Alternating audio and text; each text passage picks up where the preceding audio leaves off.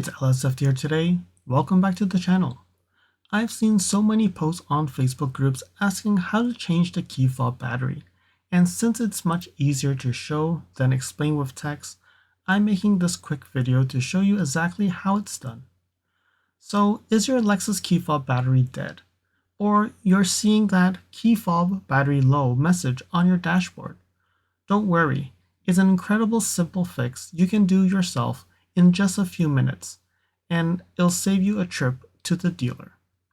This guide is recorded with keyfobs from the Lexus NX, but the process is identical for many current generation models like the RX, the TX, and most other new Lexus vehicles that use these key designs.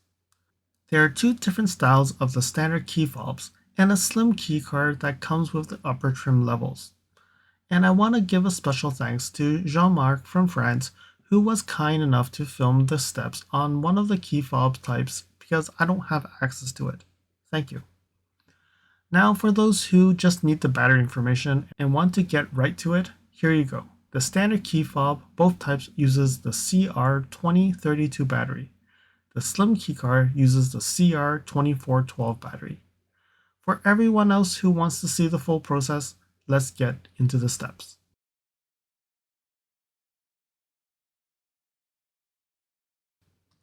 So this is the first key fob. So you can see that this is the Lexus key fob, and there's a button on the edge where you can pull out the mechanical key. So you press onto it and then pull out the mechanical key.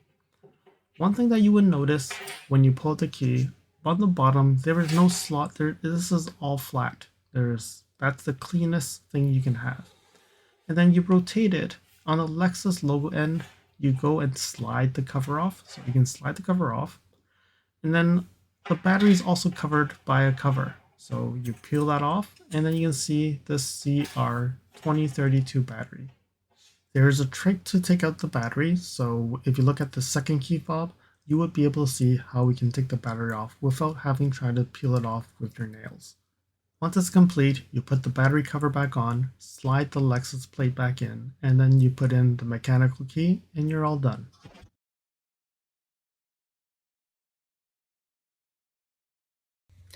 Alright, so now the second type of the key. So you can see this key looks exactly the same as the other key, but there's one big difference. So when you pull this open and you look into here, you would see that there's a slot.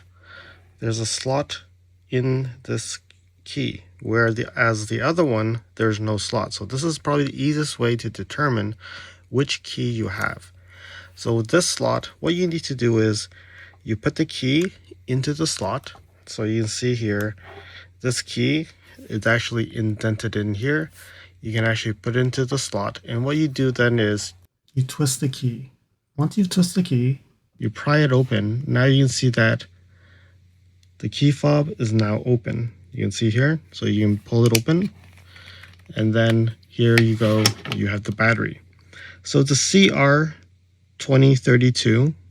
And what you could also do is with this key, you can actually pry this out without having to use like your fingers. So you see that it popped out. So here is the 2032. All right. So you can put it back in and then replace it. And then all you need to do is put it back together. So it's as simple as that. The other one seems to be a little bit better because you just slide it out and then you can just change the battery. Definitely a better design than this type, but there are two types of these key fobs.